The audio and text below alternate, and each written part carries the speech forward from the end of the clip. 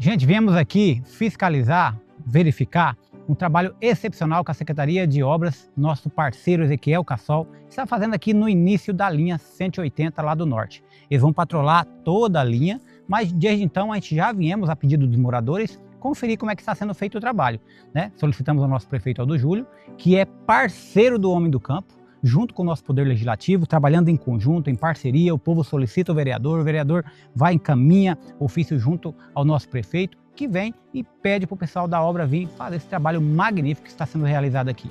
Então vai ser patrolado toda a linha 180, vai ser patrolado a 182 também, a pedido nosso, linha 180, linha 176 e demais linhas que o vereador investigador Edinho não é só da cidade. O vereador investigador Edinho também é da zona rural e também é do nosso distrito Nova Estrela.